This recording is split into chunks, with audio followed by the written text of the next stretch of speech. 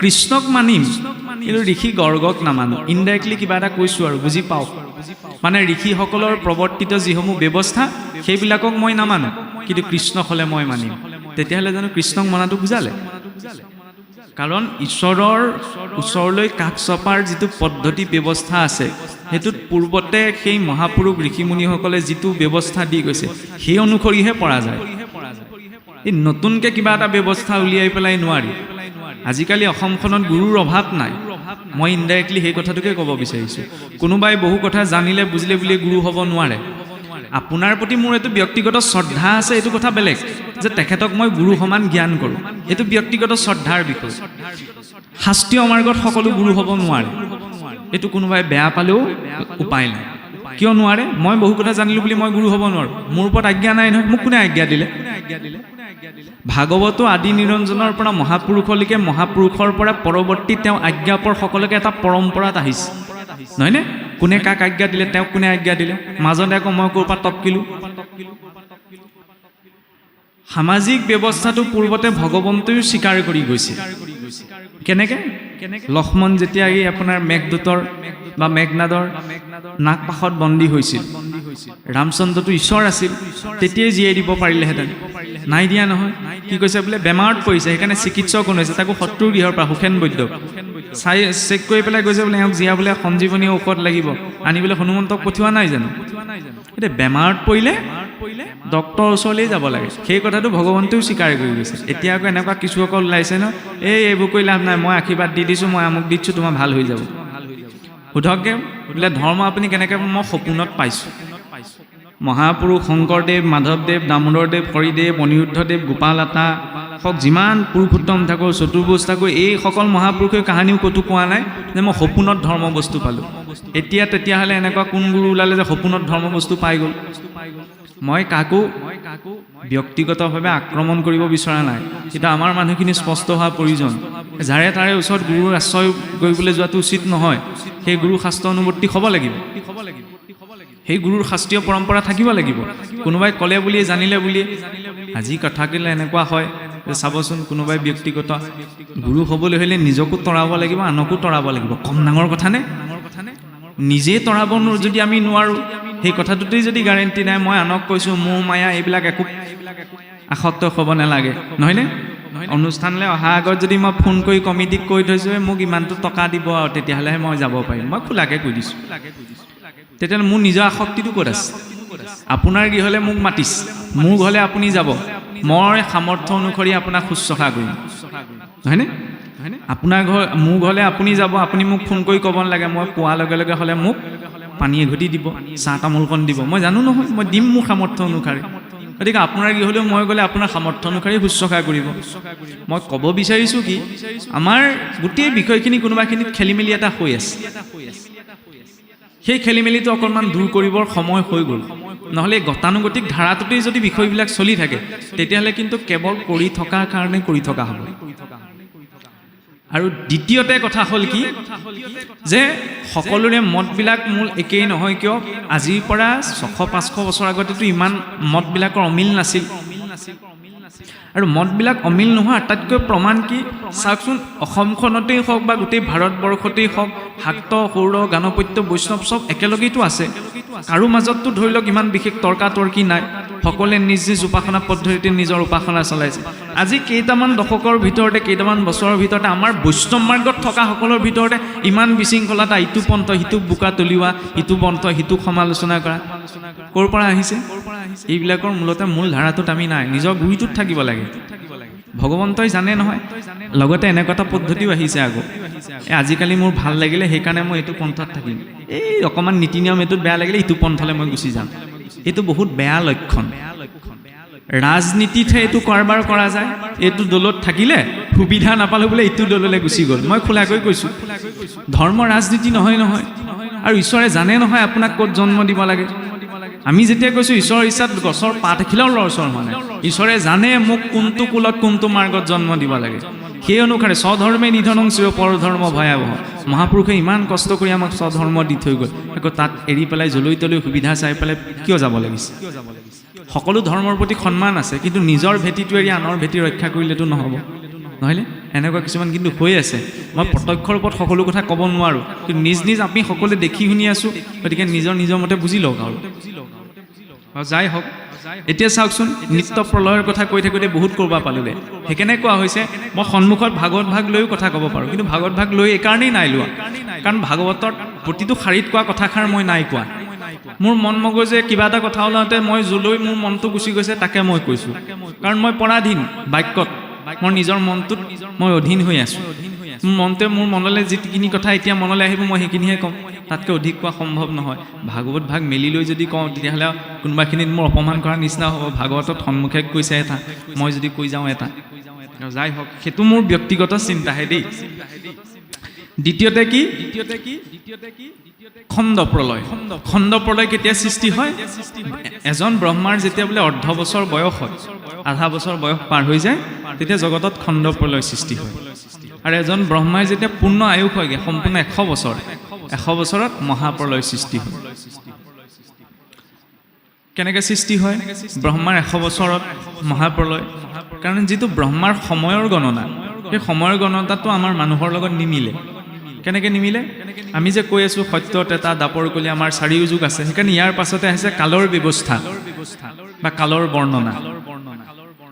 সত্যৰ পূৰ্ণ আয়ুস 17,20,000, ত্ৰেতাৰ 12,96,000, দাপৰৰ 8,64,000, কলিৰ 4,32,000। এই 4টা সময়সীমা লগ লাগি এটা দিব্য যুগ সৃষ্টি হয়। 43,20,000 বছৰে এটা দিব্য যুগ। এনেকুৱা 71টা দিব্য যুগ লগ লাগি এটা মন্বন্তৰ সৃষ্টি হয়। 30,67,20,000 বছৰে এটা মন্বন্তৰ। এনেকুৱা 14টা মন্বন্তৰ আছে। 14টা মন্বন্তৰত 14জন মনুৱে শাসন কৰে। এতিয়া 7ম মনু বৈৱস্বতৰ শাসনকাল চলি আছে। এই 14জন মনু যেতিয়া পাৰ হৈ যায়, খহি যায়, ৰিটায়াৰ্ড হৈ যায়, তেতিয়া ব্ৰহ্মাৰ মাত্ৰ 12 ঘণ্টা পাৰ হয়। 432 কোটি বছৰ।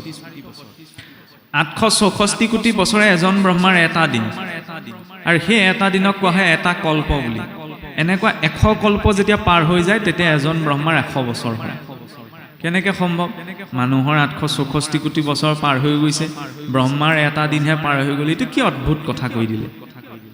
দৰ্শনটো চাওক, আমি আছোঁ পৃথিৱীত, নহয়নে? আমি থকা গ্ৰহটোৰ নাম পৃথিৱী। পৃথিৱীকে ধৰি আমাৰ 9টি গ্ৰহেৰে আমাৰ সৌৰমণ্ডলটি গঠিত নহয় জানো? বিজ্ঞানেহে কৈছে 8টি গ্ৰহ বুলি। বিজ্ঞানে প্লুটো গ্ৰহ বুলি কয় নকয় তাৰ আছে কোনো মতলব নাই নহয়, সিটোতো নিজৰ স্থানত আছেই। যাই হওক, 9টি গ্ৰহেৰে আমাৰ সৌৰমণ্ডলটি গঠিত। এখন সৌৰজগতেইটো মহাকাশত নাই, এনেকুৱা হাজাৰ হাজাৰ সৌৰজগত আছে। আমাৰ সূৰ্যটোতকৈ বহুত সহস্ৰ গুণ ডাঙৰ সূৰ্য মহাকাশত আছে। এনেকুৱা হাজাৰ হাজাৰ লাখ লাখ সৌৰজগত লগ লাগি আমাৰ তাৰকা ৰাজ্যখন গঠিত হৈছে। হাতীপতি এখন তাৰকা ৰাজ্য এইটো নাই বোলে, এনেকুৱা লাখ লাখ অজস্ৰ তাৰকা ৰাজ্য মহাকাশত আছে। আৰু এই অজস্ৰ তাৰকা মণ্ডলবিলাক লগ লাগি আমাৰ ব্ৰহ্মাণ্ডখন গঠিত হৈছে, যাৰ নাম কোৱা হৈছে ভূলোক বুলি। ইমানেই ডাঙৰ নহয়, এই ভূলোকৰ তলত আৰু 7খন ব্ৰহ্মাণ্ড আছে। অতল, বিতল, সুতল, তলাতল, ৰসাতল আৰু পাতাল। আৰু এই ভূলোকৰ ঊৰ্ধত আৰু 7খন ব্ৰহ্মাণ্ড আছে। ভূলোক, সুৰলোক, মহলোক, জনলোক, তপলোক, সত্যলোক। হাতে হাতে মিলি 14খন ভুৱন। এইটো মাল্টি ইউনিভাৰ্চৰ কনচেপ্ট বুলি সিদিনাহে পদাৰ্থ বিজ্ঞানত আহিছে। ভাগৱতে কিন্তু আজিৰ পৰা 1000 বছৰ আগৰ পৰা কৈ আছে। কল্পনা বুলি ক'লেও কিমান উচ্চস্তৰীয় কল্পনা চাওকচোন। 14খন ব্ৰহ্মাণ্ড বোলে সজ্জিত হৈ আছে। আৰু এই 14খন ব্ৰহ্মাণ্ডৰ ওপৰত এটা মায়াৰ আৱৰণ আছে। সেই মায়াৰ আৱৰণটোৰ অধিষ্ঠাত্ৰী হৈছে দেৱী দুৰ্গা। দুৰ্গা নামটো আগতে যেনেকৈ ৰজাসকলে ৰাজ্য সুৰক্ষাৰ বাবে দুৰ্গ নিৰ্মাণ কৰে, গড়বিলাক বান্ধে, গতিকে মায়াৰ সংসাৰখনৰ দুৰ্গটোৰ অধিষ্ঠাত্ৰী হৈছে দেৱী দুৰ্গা। দুৰ্গা নামটো আহিছে এইবাবে দুৰ্গৰ পৰা। মহাপুৰুষেও যে ঘোষাত লিখিছে যে ব্ৰহ্মা আদি কৰি জীৱ যত ৰাম ৰাম ৰাম ৰাম মায়া সজ্জাম আছে আচয় ঘুমতি যায়। মায়া সজ্জাত বোলে ব্ৰহ্মাৰ পৰা গোটেই জীৱসকল শুই আছে। ক'ত আছে? ব্ৰহ্মা আছে সত্যলোকত। সত্যলোকত থকা ব্ৰহ্মাৰ পৰা পাতালত থকা নাগ গণলৈকে সকলো জীৱ মায়াৰ সংসাৰত আছে। আমি যে কিছুসকলে কওঁ এই ভকতি কৰিবলৈ হ'লে মায়া ছেদ হ'ব লাগিব, সম্ভৱেই নহয়। মায়াক এৰি পেলাই কোনেও ভক্তি কৰা সম্ভৱ নহয়। ভাগৱতৰ মাৰ্গ সংসাৰ বিমুখী নহয়, বিষয় বিমুখীহে। ভক্ত প্ৰহ্লাদ ধ্ৰুৱয়ো যেতিয়া ঈশ্বৰৰ দৰ্শন পাই গৈছিল, ঈশ্বৰে কোৱা নাই তোমালোক এতিয়া হৈ গ'লা, বোলা বৈকুণ্ঠলৈ যাম। কৈছে কি যোৱা সংসাৰলৈ উভতি যোৱা, ৰাজ্য শাসন কৰা, নিজৰ দায়িত্ববিলাক পালন কৰা, দায়িত্ব পালনৰ পাছত অন্তিম সময়ত তোমালোকে মোকেই পাবা। নিজৰ দায়িত্ব এৰি পেলাই ভকুতি নহয়, নিজৰ দায়িত্বক ভক্তিলৈ ৰূপান্তৰ কৰাটো হৈছে আচল সাধনা। মায়াৰ সংসাৰত নথকাটো গাখীৰতে যদি পানী মিলাই দিয়েতো কোনেও পৃথক কৰিব নোৱাৰে, নহয়নে? কিন্তু সেই গাখীৰৰ পৰা প্ৰস্তুত কৰা মাখন যদি পানীত পেলাই দিয়ে আৰু ঘুটি থাকিলেওতো একেলগ হৈ নাযায়, নহয়নে? সেইকাৰণে নিৰাসক্তভাৱত ভোগ কৰিব লাগে। মোক লাগে মোক খাওঁ এইটো নহয়, মোলে চলে বোলে কিম্বা কৌশলে মোক লাগিবই, এইটো চিন্তা বেয়া। যদি পোৱা গৈছে ঈশ্বৰৰ ইচ্ছা, ভবাটোকে পাই গ'লো, যদি পোৱা নাই সেইটো ঈশ্বৰৰ কৃপা। জীৱনত যদি ভবাটোকে পোৱা গৈছে এইটো ঈশ্বৰৰ কৃপা, ভবাটোকে পাই গ'লো, নাই পোৱা ঈশ্বৰৰ ইচ্ছা, সেইবুলি গ্ৰহণ কৰিলেতো জীৱনটোৰ প্ৰতি অভিযোগ নাথাকে। আৰু যাৰ জীৱনটোৰ প্ৰতি অভিযোগ নাই তেওঁ নিমখ তেলে খালেও ভাতকেইটা শান্তিৰে খাব পাৰিব। যাৰ জীৱনটোৰ প্ৰতি অভিযোগ আছে, মোৰ দ্বাৰা নহ'ল, মই নোৱাৰিলোঁ, মই নকৰিলোঁ, মোৰ আমুকটো নাই তামুকটো নাই, তেওঁক আৰু সুখ স্বাচ্ছন্দ্যৰ মাজত থাকিলেও জীৱনত সেই স্থিৰতাটো পাব নোৱাৰে। সেই স্থিৰতাটোৰ বাবে ভাগৱতৰ মাৰ্গটো লাগে। বহুতে আকৌ ভয় কৰে, এতিয়াই ভাগৱতৰ কথা বুজিলে বোলে ইটো নাখাবা সিটো নাখাবা, অলৈ নাযাবা তলৈ নাযাবা, ভয় কৰি দিয়ে। সেইটো নহয়, ভাগৱতে এইটো বুজাব বিচাৰিছে 84 লাখ জুনি পাৰ কৰি মানুহৰ শৰীৰটো পাইছা, কেৱল খাই বৈ জীয়াই থাকিলে হ'বনে? এইটো কেতিয়া মৰি যায় ঠিক নাই। গতিকে কেৱল খাই বৈ জীয়াই থকাতে উদ্দেশ্য নহয়, কিমান শুদ্ধতা আৰু সাত্বিকতাৰ মাজত আমি নিজৰ জীৱনটো পালন কৰিব পাৰোঁ, সেইটোহে মনুষ্যত্ব, নহয়নে? নহ'লে খাই বৈতো কুকুৰ মেকুৰী জীয়াই আছে। আহাৰ ভয় নিদ্ৰা মৈথুন সামান্য মেতত পশুভি নৰায়ণ, আহাৰ ভয় নিদ্ৰা মৈথুন এইবিলাক ক্ৰিয়াকৰ্ম অন্য জীৱ মানুহৰ মাজত একো পাৰ্থক্য নাই, হয়নে? এতিয়া এই মায়াৰ আৱৰণটোৰ আকৃতি এটা উপবৃত্তাকাৰ গোলকৰ নিচিনা, সেইবাবে ইয়াক শাস্ত্ৰত হিৰণ্য গৰ্ভ বুলি কোৱা হৈছে। এনেকুৱা হিৰণ্য গৰ্ভৰ ভিতৰত 14খন ব্ৰহ্মাণ্ড আছে, আৰু এনেকুৱা এটা গোলকপিণ্ডই নাই, এনেকুৱা অজস্ৰ কোটি অনন্ত কোটি হিৰণ্য গৰ্ভ নাৰায়ণৰ প্ৰতি ৰোমকূপত বিৰাজিত হৈ আছে। এটা প্ৰসংগ আহে যে স্কন্দ পুৰাণত, য'ত মানে শ্ৰীক্ষেত্ৰৰ মাহাত্ম্য, জগন্নাথ ক্ষেত্ৰৰ মাহাত্ম্য প্ৰকাশ কৰা হৈছে, তেতিয়া তাত জগন্নাথ মহাপ্ৰভুক ব্ৰহ্মাই স্তুতি কৰোঁতে এটা কথা কয়। এতিয়া কথা আহিব পাৰে, এই পুৰাণৰ কথা ভাগৱতৰ কথা কৈ থাকোঁতে আকৌ পুৰাণৰ কথাত কেলৈ আহিল? ভাগৱতো এভাগ পুৰাণী, সকলো পুৰাণৰ ভিতৰত শ্ৰেষ্ঠ কাৰণে আমি যাক সূৰ্য পুৰাণ বুলি কওঁ। এতিয়া চাওকচোন, অসমীয়া কথাটো জানিবলৈ অসমীয়া কিতাপখনেই পঢ়িব লাগিব, নহয়নে? কোনোবাই ৰসায়ন বিজ্ঞানৰ কিতাপত অসমীয়া বিচাৰি থাকিলে নাপায় নহয়। গতিকে যিটো বিষয় য'ত আলোচনা হৈছে, এতিয়া কথা প্ৰসংগ এটা আহে, ক'ব বিচাৰিছে ব্ৰহ্মাই যেতিয়া স্তুতি কৰোঁতে মহাপ্ৰভুক কয় যে প্ৰভু আমি 300 কোটি ব্ৰহ্মাণ্ডৰ ব্ৰহ্মাই তোমাক স্তুতি কৰিছোঁ। তাত যে এই সংখ্যাটো আহিছে 350 কোটি, গতিকে শাস্ত্ৰত এনেকুৱালৈও মেনশ্যন আছে কিমানবিলাক এনেকুৱা ব্ৰহ্মাণ্ড আছে, বোলে 350 কোটিখন ব্ৰহ্মাণ্ড সৃষ্টিত বৰ্তি আছে। কাৰণ সিমানজন ব্ৰহ্মাও আছে। ব্ৰহ্মা এটা পদবীৰ নামহে, ব্ৰহ্মা পাৰ্মানেণ্ট এজন ব্যক্তি নহয় নহয়, ইন্দ্ৰও এটা পদবীৰ নামহে। গতিকে এই সকলো ব্ৰহ্মাণ্ডৰ ঊৰ্ধ্বত আছে কি? বৈকুণ্ঠ। ন তদ ভাসয়তে সূৰ্য ন শশাংক ন পাবক য়দ গত্তন নিবৰ্তন্তে তদ্ধামং পৰমং মম। যি বৈকুণ্ঠত চন্দ্ৰ সূৰ্যৰ কোনো জ্যোতিৰ প্ৰভাৱ নাই, ঈশ্বৰৰ ব্ৰহ্মজ্যোতিৰে প্ৰকাশমান, যি স্থানলৈ জীৱ এবাৰ গ'লে আকৌ পুনৰ সংসাৰলৈ আহিব নালাগে, সেইখন হৈছে বৈকুণ্ঠ। আৰু সেই বৈকুণ্ঠৰ 7টি ভাগ, 7টি ভাগৰ আৰ্হিত আমাৰ সিংহাসন ভাগ। বিশ্বৰ আটাইতকৈ ডাঙৰ মহাকাশ গৱেষণা কেন্দ্ৰটো হৈছে নাছা, নেশ্যনেল এৰ'নটিকেল স্পেচ এডমিনিষ্ট্ৰেশ্যন। সেইটোৱেও ইমানখিনি কল্পনা কৰিবগৈ পৰা নাই। মহাপুৰুষে আপোনাক মোক 14খন ব্ৰহ্মাণ্ডৰ বাহিৰৰ এখন ব্ৰহ্মাণ্ডৰ আৰ্হি গাঁৱৰ নামঘৰত পাতি থৈ গুচি গ'ল। কম ডাঙৰ চিন্তা নে? কল্পনা বুলি ক'লেও ইমান চিন্তা কোনোবাই কৰিব পাৰিছেনে? বিশ্বত আজিলৈকে ডাঙৰ ডাঙৰ বিজ্ঞানীসকলেও পৰা নাই। তেতিয়াহ'লে এই আসন ভাগ পোৱাটো কম ডাঙৰ ভাগ্যৰ কথা নে? মানুহে ধুনীয়াকৈ বোলে গহীন গম্ভীৰ আৰু আসন ভাগ, এইটোৱেই নহয়, এইখন এখন ব্ৰহ্মাণ্ডৰ আৰ্হি। বৈকুণ্ঠৰ 7টি ভাগ, সেই 7টি ভাগৰ আৰ্হিটো বৈকুণ্ঠ, এই আসন ভাগ। কিয় প্ৰতিষ্ঠা কৰিলে? মহাপুৰুষে সেইকাৰণে এটা যোজনা লিখিছে, বোলে বৈকুণ্ঠৰ পৰা আহোঁ একেলগে বাটত হেৰাল লগ, সত্যত এটা দাপৰত বিচাৰি কলিত পাইছোঁ লগ। জীৱসকল আদিতে বোলে গোলোকতে আছে, আমুহী ঘৰত গোলোক বৈকুণ্ঠ। তাত থকাৰ পাছত জীৱসকলে মানে ভোগ কৰাৰ ইচ্ছা প্ৰকাশ কৰিলে, ঈশ্বৰে সংসাৰলৈ পঠাই দিলে। জীৱসকল সংসাৰলৈ আহিল, এই মায়াৰ আৱৰণটো যে ভেদ কৰি থৈ গুচি আহিল, সেইকাৰণে নিজৰ ঘৰখনৰ কথা পাহৰি থাকিলে। বাটত লগ হেৰাই থাকিল, কাৰণ সকলোৱে কৰ্ম ব্যৱস্থাসমূহ বেলেগ বেলেগ হ'ল। সত্যটো লগ নাপালে, টেটাটো নাপালে, দাপৰতো নাপালে, কলিত পাইছোঁ লগ বোলে। কলিত কেনেকৈ পাইছোঁ? কাৰো সৈতে কাৰো প্ৰত্যক্ষ চিনা জনা নাই। নামঘৰত বহি আছোঁ যেতিয়া, ইয়াত সকলোৱে পৰিচয় এটা ঈশ্বৰৰ ভক্ত বা ঈশ্বৰৰ ভকত, ভকত ৰূপত চিনি পালোঁ। উভতিব কিয় লাগে? সিংহাসন ভাগ দেখাৰ লগে লগে জীৱৰ যাতে নিজৰ প্ৰকৃত ঘৰখনলৈ মনত পৰে, ঈশ্বৰৰ ওচৰলৈ উভতিব লাগে। এইকণ জিৰণিৰ বাবে পোৱা সময়হে। এইটো হৈছে আধ্যাত্মিক দৰ্শন ভাগৱতৰ। আৰু এই 14খন ব্ৰহ্মাণ্ডত যেতিয়া ব্ৰহ্মাৰ 432 কোটি বছৰ পাৰ হয়, তেতিয়া জগতত খণ্ড প্ৰলয় সৃষ্টি হয়। খণ্ড প্ৰলয়ত ব্ৰহ্মলোকৰ তললৈকে যিমানবিলাক ব্ৰহ্মাণ্ড আছে সকলো জলতমগ্ন হৈ যায়। তেতিয়াই ভগৱন্তই বৰাহ ৰূপত পুনৰ বসুমতীক উদ্ধাৰ কৰে। তাত পুনৰ সৃষ্টি নিৰ্মাণ হয়। আৰু যেতিয়া ব্ৰহ্মাৰ 100 বছৰ হয়, অৰ্থাৎ 100 কল্প পাৰ হৈ যায়, 100 কল্প পাৰ হৈ যোৱাৰ লগে লগে জগতত মহাপ্ৰলয় সৃষ্টি হয়। মহাপ্ৰলয় কেনেকৈ সৃষ্টি হয়? অনন্তদেৱৰ মুখৰ পৰা বোলে অগ্নি প্ৰকট হয়, আৰু সেই অগ্নিতে সমগ্ৰ বিশ্ব ব্ৰহ্মাণ্ড জ্বলি বোলে ছাই হৈ যায়। জগত যেতিয়া অগ্নিত প্ৰৱেশ কৰে, ইয়াৰ পিছত অগ্নি প্ৰৱেশ কৰে বোলে। অগ্নি মানে এতিয়া চাওকচোন, আমাৰ মানুহৰ শৰীৰটো পঞ্চভূতেৰে নিৰ্মাণ হোৱা বুলি কয়নে? অগ্নি আছে, জল আছে, ভূমি আছে, আকাশ আছে, বায়ু আছে।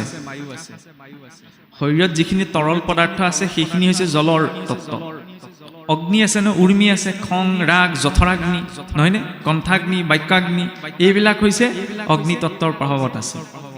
শৰীৰৰ যিটো কঠিন অংশ, এয়ে হৈছে ভূ অংশ, অৰ্থাৎ ভূমি অংশ। যি পঞ্চপ্ৰাণ আছে, প্ৰাণ, অপান, ব্যান, সমান, উদান, এই পঞ্চপ্ৰাণী হৈছে বায়ু তত্ত্ব। আৰু শৰীৰত যিটো শূন্যতা আছে, মনৰ একেবাৰে স্থিৰ অৱস্থা, সেয়া হৈছে আকাশ তত্ত্ব। এই পঞ্চভূতৰ আধাৰতে গোটেই সৃষ্টি নিৰ্মাণ, নহয়নে? এতিয়া জগত প্ৰথম ধ্বংসও ক'ত হয় বোলে? অগ্নিত। অগ্নি প্ৰৱেশ কৰে জলত, জল প্ৰৱেশ কৰে বায়ুত, বায়ু প্ৰৱেশ কৰে আকৌ ৰিভাইজ গিয়েৰত চলে। সৃষ্টিত প্ৰথমতে মুকল খাই আহে আকৌ, কাৰণ প্ৰথমৰ পৰা সৃষ্টি কেনেকৈ প্ৰকট হৈছে চাব। প্ৰথমতে জগত ধ্বংস ক'ত হ'ব? অগ্নিত। অগ্নি প্ৰৱেশ কৰিছে জলত, জল প্ৰৱেশ কৰিব বায়ুত, বায়ু প্ৰৱেশ কৰিব আকাশত, আকাশ প্ৰৱেশ কৰিব প্ৰকৃতিত, প্ৰকৃতি প্ৰৱেশ কৰিব নাৰায়ণত। এইটো হৈছে জগতৰ ধ্বংসৰ ক্ৰম। আৰু যেতিয়া সৃষ্টি হয়, নাৰায়ণৰ পৰা প্ৰকৃতি, নহয়নে? প্ৰকৃতিৰ পৰা মহত্তত্ব, মহত্তত্বৰ পৰা সতৰজতম ত্ৰিবিধ অহংকাৰ, এই ত্ৰিবিধ অহংকাৰৰ পৰা পঞ্চতত্ব, পঞ্চতন্মাত্ৰ, একাদশ ইন্দ্ৰিয়, এইসমূহ বিস্তাৰ লাভ কৰে। অব্যক্তৰ পৰা সূক্ষ্ম, সূক্ষ্মৰ পৰা স্থূল, এইটো হৈছে সৃষ্টিৰ ক্ৰম। আৰু স্থূলৰ পৰা সূক্ষ্ম, সূক্ষ্মৰ পৰা অব্যক্ত, এইটো হৈছে ধ্বংসৰ ক্ৰম। আৰু এইটো যিদৰে জগতখনত চলি আছে, মনুষ্যৰ শৰীৰতো চলি আছে। ইয়ৎ পিণ্ডে তৎ ব্ৰহ্মাণ্ডে। কেনেকে? মানুহৰ অন্ত্যেষ্টিক্ৰিয়া সংস্কাৰ ক'ত হয়? অগ্নিতেইটো হয়। অগ্নিয়ে স্থূল সূক্ষ্ম ৰূপত এটা পদাৰ্থক ভাগ কৰি দিব পাৰে। আইনষ্টাইনে 19ৰ দশকত এটা সিদ্ধান্ত দিছিল, কিদৰে মানে শক্তিক ভৰলে ৰূপান্তৰ কৰিব পৰা যায়। কিন্তু একমাত্ৰ আমাৰ সংস্কৃতিৰ অন্ত্যেষ্টিক্ৰিয়াৰ পদ্ধতিৰ একমাত্ৰ পদ্ধতি, যিটো পদ্ধতিত এটা ভৰক নিমিষতে শক্তিলে ৰূপান্তৰ কৰি দিয়া হয়, যিটো মনুষ্যৰ অন্ত্যেষ্টিক্ৰিয়া। যিদৰে মানুহৰ ধ্বংসটো অগ্নি আছে, জগতৰ ধ্বংসটো অগ্নি আছে। জগতৰ সৃষ্টিৰ আদিতো অগ্নি আছে। বিজ্ঞানত আমি পাইছোঁ ন, মহানাদ বিস্ফোৰণ হওঁতে এক ডাঙৰ উষ্ণতাৰ বিস্ফোট হৈছিল, আৰু তাৰ পাছত সৃষ্টিৰ বিকাশ পালে, তাতো অগ্নি আছে। আৰু মানুহৰ মাতৃগৰাকীৰ গৰ্ভত যেতিয়া পুৰুষৰ বীৰ্য আৰু স্ত্ৰীৰজ একেলগ হৈ গৰ্ভৰ প্ৰথম বিকাশ হয়, তাতো জঠৰাগ্নিৰ নিৰ্দিষ্ট উষ্ণতা নোপোৱালৈকে গৰ্ভ বিকাশ সম্ভৱ নহয়, তাতো অগ্নি আছে। আৰু এই অগ্নি কেনেদৰে জলত প্ৰৱেশ কৰে? খেৰৰ দম এটা যদি দম কৰি থোৱা যায়, দেখিবলৈ কিমান ডাঙৰ লাগি থাকে, জুই লগাই দিলে সেইটো থাকিবনে? অগ্নিয়ে কি কৰে? স্থূল সূক্ষ্ম দুটা ৰূপত ভাগ কৰি দিয়ে, তাৰ পৰিমাণ কৰি। এতিয়া জুই লাগি যোৱা ছাইখিনিক যদি আমি পানী ঢালি দিওঁ, পৰিমাণটো আৰু কমি আহিব, চাপ খাই আহিব, নহয়নে? সেইকাৰণে কি বুলি কৈছে? প্ৰথম অগ্নিত, অগ্নি প্ৰৱেশ কৰে জলত, জল ক'ত প্ৰৱেশ কৰে? বায়ুত। জল বাষ্পীভূত হৈ ক'লৈ যায়? বায়ুমণ্ডললৈ যায়। বায়ু ক'লৈ যায়? আকাশলৈ। আকাশ মানে ওপৰত দেখি থকাখনেই নহয়, আকাশ মানে হৈছে শূন্যতা। শূন্যতা মানে য'ত একো নাই, এইটো শূন্য নহয়। শূন্যতা মানে তাত ভৌতিকতাৰহে একো নাই, কিন্তু তাত অভৌতিকতা আছে। আৰু সেই অভৌতিক তত্ত্ব তেতিয়া ক'ত প্ৰৱেশ কৰে? প্ৰকৃতিত। প্ৰকৃতি প্ৰৱেশ কৰে নাৰায়ণ। তেতিয়া নাৰায়ণে অনন্তকালৰ বাবে যোগ নিদ্ৰা গ্ৰহণ কৰে। আৰু এনেদৰে অনন্তকাল যোগ নিদ্ৰা গ্ৰহণ কৰাৰ পাছত যেতিয়া ঈশ্বৰৰ পুনৰ সৃষ্টিৰ সংকল্প জাগ্ৰত হয়, একৌহম বহুশ্যাম, যে মই এক ব্ৰহ্মই বহু হওঁ। নাহি জল নাহি স্থল নাহিকে আকাশ, নাহি মহাবায়ু চন্দ্ৰ সূৰ্যৰ প্ৰকাশ, একেশ্বৰে আছো মই আদি নিৰঞ্জন, সৃষ্টিও নাহিকে মুত নকৰে শুভন। জগতৰ সৃষ্টি আদি অৱস্থা কি? জল স্থল বায়ু একো নাই। নাহি জল নাহি স্থল নাহিকে আকাশ, নাহি মহাবায়ু চন্দ্ৰ সূৰ্যৰ প্ৰকাশ, একেশ্বৰে আছো মই আদি নিৰঞ্জন। একমাত্ৰ আদি নিৰঞ্জনেই এক ব্ৰহ্মৰ বৎসদেৱ সমগ্ৰ আছিদেই কমিব দ্বিতীয়ম। একমাত্ৰ দ্বৈত ৰূপত সেই ব্ৰহ্মই আছিল। মাতৃ গৰ্ভটো যেতিয়া জীৱৰ বিকাশ হয় তেতিয়া অৱস্থা কি? না জল থাকে না স্থল থাকে, জলৰ বুদবুদৰ নিচিনা এটা অৱস্থা প্ৰাপ্ত হৈ থাকে। ইয়ৎ পিণ্ডে তৎ ব্ৰহ্ম।